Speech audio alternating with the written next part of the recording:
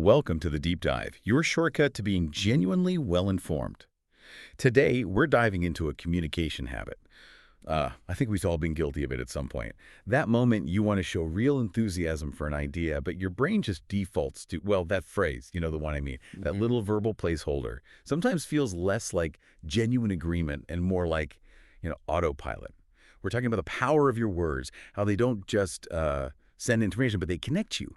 Inspire action. Build your confidence. Our source today. Some really insightful stuff from Beyond Great Idea.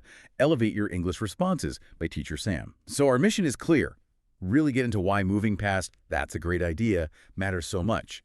And crucially, how you can do it with variety, flair, and real impact. It's so relevant, isn't it? I mean, the world's just buzzing with ideas, big and small, and how you respond, that can really set you apart. And the key thing here, I think, is it's not just about learning more words. It's about unlocking your power to connect, to inspire, and, yeah, to let your own voice shine through. Okay, let's unpack this because Teacher Sam really makes a strong case for why we need to break free from just saying "great idea."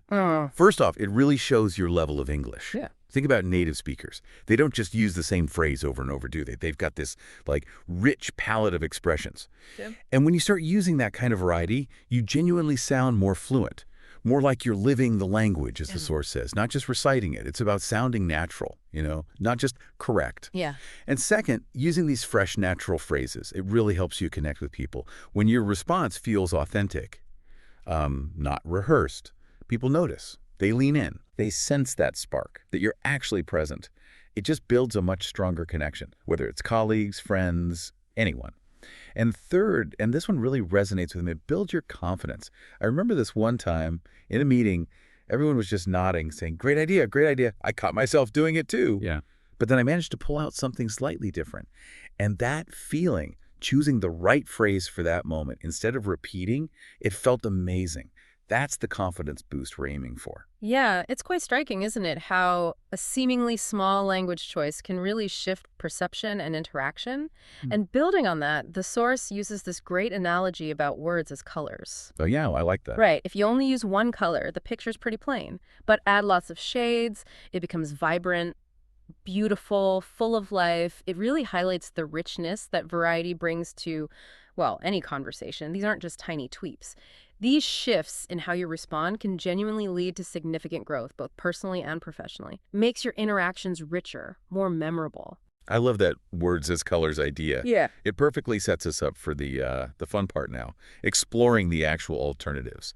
So let's dive into what Teacher Sam calls simple spoken alternatives. These are the easy ones, right? Friendly, perfect for casual chats. Everyday stuff, like instead of "that's a great idea," you could try "that sounds awesome." Imagine your friend says, "Let's go hiking this weekend." You reply, "That sounds awesome. I'm in." See? Simple. Or how about, "Wow, I love that idea." That really lands the enthusiasm, doesn't it? It does. Another good one. That could really work. Kind of shows you're thinking it through. Or if someone genuinely surprises you, "I never thought of it that way. That's brilliant." Oh, yeah. Or just quick and punchy. "That's so smart." Oh. Oh, and one I use a lot casually is just, "That's fantastic." These all sound so energetic, approachable, warms things up instantly. Exactly. And while they're simple, their impact is actually quite profound in those casual settings. They make you sound genuinely engaged, appreciative, and that fosters warmer, much more positive interactions day to day. It's about showing you're really listening, really valuing what the other person said. Okay, but what about when things are a bit more, formal, higher stakes? We need a different set of tools then, right? Definitely. So this next category, this is professional alternatives.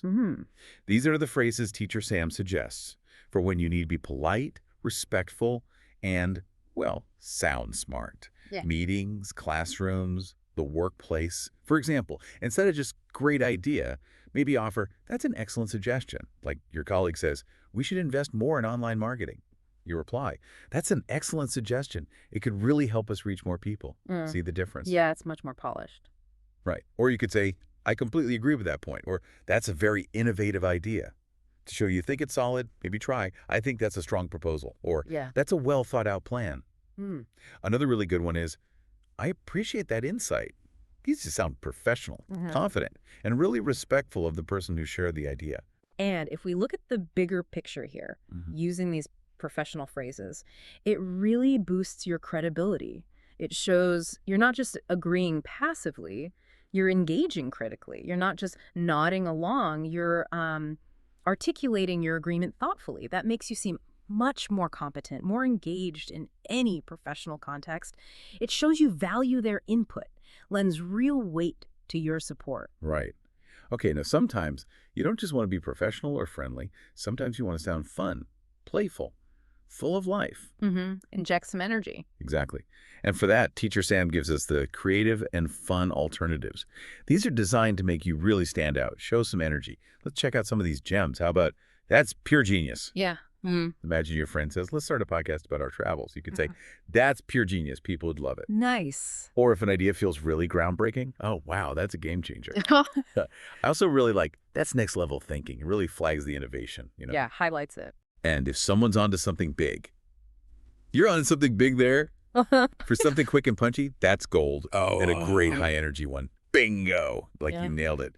These expressions just pop. They show energy, creativity, real passion. And thinking about the psychology, these creative phrases, they communicate a really high level of excitement. They can be quite infectious, actually, inspire others around you. Yeah, I could see that. They definitely showcase a vibrant personality, make you more memorable, more engaging. But maybe a quick word of caution here. While that's pure genius is fantastic, just make sure it genuinely fits. You know, if you overuse it or use it for something kind of mundane, it could maybe sound a bit insincere. It's all about matching the energy level to the actual idea. That's a really good point, especially with how quickly people form impressions. Okay, and then there are those times when an idea doesn't just seem smart or fun, but it really touches your heart. It feels meaningful. Teacher Sam calls these emotional alternatives for when an idea resonates on that deeper human level. So for those moments, you might say something like, that really inspires me. For instance, someone suggests, let's organize a charity event for kids. Responding with, that really inspires me, count me in. Wow, that carries so much more weight than great idea, right? Absolutely. Much more depth. Yeah. Or you could use, that's a beautiful thought. Or, I truly admire that idea. If it feels like it could have a big impact, that could change lives. That's powerful. Or even a simple, profound, that's so meaningful. Another one I really like from the source is, my heart is with that idea. And these phrases go way beyond just agreement. They show empathy, connection, compassion. And this brings us to something really important about, the whole spectrum of communication. These emotional expressions, they're not just about agreement. They really demonstrate emotional intelligence. EQ. Exactly. They show you can connect on a human level. And that makes your interactions so much more profound, more memorable. It lets you express not just your thoughts, but your genuine feelings about an idea. And that builds trust, a real sense of shared purpose. Okay, so we've gone through all of these fantastic alternatives, casual, professional, fun, emotional. But let's just step back and look at the real benefits again. What do you, our listener, actually gain by using these? Think about your goals.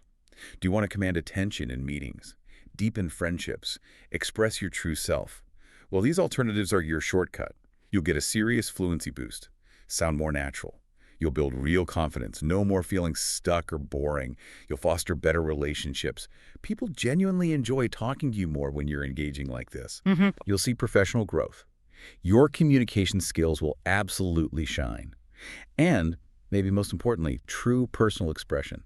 You can finally say how you really feel, not just use that one generic phrase. It really drives home that mastering this one seemingly simple skill can completely change your confidence in English forever. And putting this into context, it just underlines the huge value of deliberate practice in language learning. It's not enough just to know these phrases exist. You've got to make them part of your natural toolkit. The cumulative effect of all those benefits you listed, it's genuinely powerful. It touches every part of your life where you use language. Exactly. So how do we actually do that? How do we master them? Teacher Sam offers some genius suggestions for practice. Making them stick. First, create a phrase journal. Actually, write them down. New phrase. Add it to the notebook. That physical act helps. Second, practice with scenarios. Imagine situations. A meeting, a date, chatting with friends. Practice saying the right phrase out loud. Feel it. Third, record yourself. Use your phone. Listen back. How do you sound? Natural. It's great for self-correction. Fourth, use one new phrase daily. Challenge yourself. Today, swap great idea for that's brilliant. Tomorrow, another one builds the habit. Small steps, big impact. Totally. Fifth, Listen to natives, watch movies, shows, podcasts. Notice how they praise ideas, then copy them. Mimicry works. And finally, role play with friends. Ask a friend to throw ideas at you. Practice responding with different phrases. Make it a game. These are such practical steps. And here's maybe a deeper insight into why they're so effective. When you practice with scenarios, don't just say the words, try to embody the feeling. Okay. Imagine the person, the setting, what's at stake. That emotional link, that's what truly embeds the phrase. Makes it ready when you need it, under pressure, not just a memorized line. And with recording yourself, try listening back as if you were a native speaker. Ask, does this sound natural or am I still kind of translating in my head? That critique turns recording into a powerful diagnostic tool. All these tips reinforce that core idea. Practice is what turns knowledge into real confidence. It's the bridge, isn't it, between knowing what to say and actually saying it, easily, with conviction. Makes it all feel achievable, natural. So what does this all boil down to for you, our listener? It means English isn't just about rules and lists. It's about expressing yourself with confidence, with variety, with heart. We just handed you a whole new toolkit to do exactly that. So here's my challenge to you. Pick one new phrase today, just one, to replace "that's a great idea." And then be intentional. Use it in your very next conversation. Keep practicing. Let it become natural. Make it yours. You might be really surprised at the difference it makes. Because ultimately, your words, they really do have the power to change your world. Having dozens of alternatives now with these real examples and practice tips, it empowers you. Empowers you to say something new, say something powerful. Show the world the real you. Keep diving deep into knowledge, and we'll catch you next time.